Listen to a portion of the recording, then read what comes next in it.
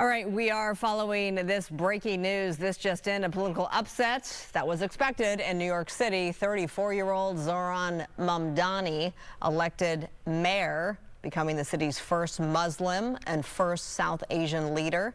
The Democratic Socialists defeated both former Governor Andrew Cuomo and Republican Curtis Sliwa. You see him with more than 50% of the vote there. He promises big changes for America's largest city, from free childcare to free bus service, and facing tough questions about how he will pay for it all. This is a live look at Mamdani headquarters right now. A whole lot of jubilation. You see people off in the left-hand corner of your screen jumping literally for joy. Again, this wasn't not expected. It was expected, and this is despite President Donald Trump. He took to Truth Social late last night to really begrudgingly endorse Governor or Andrew Cuomo, I should say, Andrew Cuomo, former Governor Andrew Cuomo, and he said that he was the best decision, the best selection in this race, but that didn't seem to carry enough weight. All right, now this is a live picture from Richmond, Virginia, where candidate Abigail Spanberger just became the state's next governor. And this is a look at her opponent's headquarters, where it's a very subdued scene there. The polls are closed in New Jersey right now, and the Associated Press says Democrat Mikie Sherrill will lead the state. Fox's Kaylee Schuler is covering the New Jersey governor's race, but we begin with Fox reporter Chelsea Torres in Virginia, where a winner, as mentioned, has been declared. Chelsea?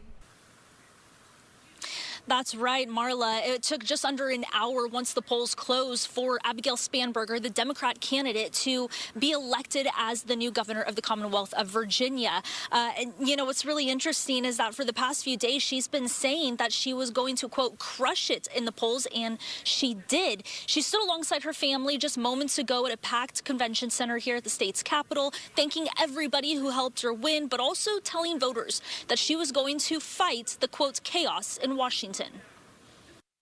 We sent a message to the whole world that in 2025, Virginia chose pragmatism over partisanship.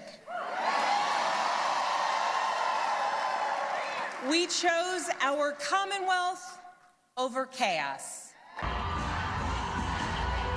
Spanberger says starting day one, she wants to grow Virginia's economy and plans to lower costs for homeowners and renters. She also touched on lowering health care costs, protecting women's reproductive rights, and producing more energy. In her final moments on stage, Spanberger called on Congress and the president to even end the government shutdown.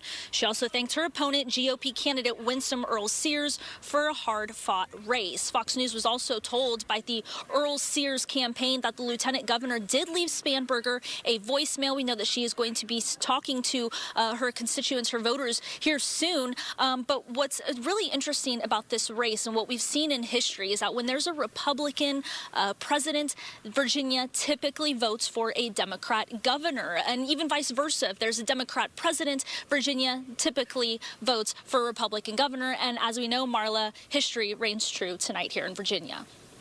As it certainly does. All right, we appreciate you. Thank you so much. Let's turn now to New Jersey. This is the other state holding an election for governor today. Fox's Kaylee Schuyler joins us now live from Wayne, New Jersey. Hi, Marla. So it was nearly an hour and a half after the polls closed here in New Jersey that Fox News projected that Democrat Mikie Sherrill be the next governor of New Jersey, defeating her Republican opponent, Jack Ciattarelli.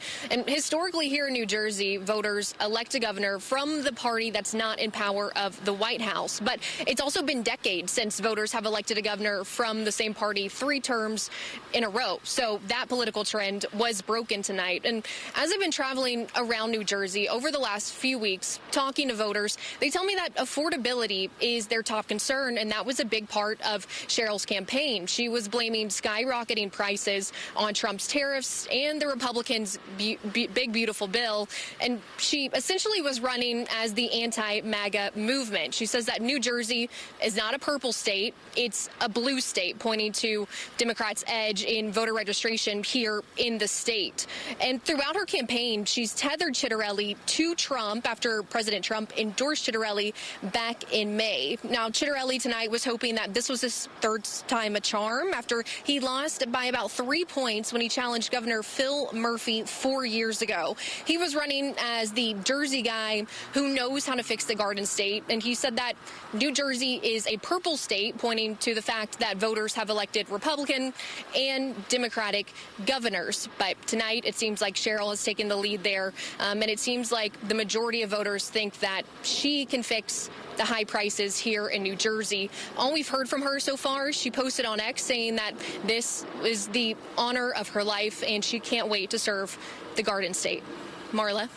And voters will be looking for results. All right, Kaylee Schuyler and Chelsea Torres, thank you so much for being with me tonight.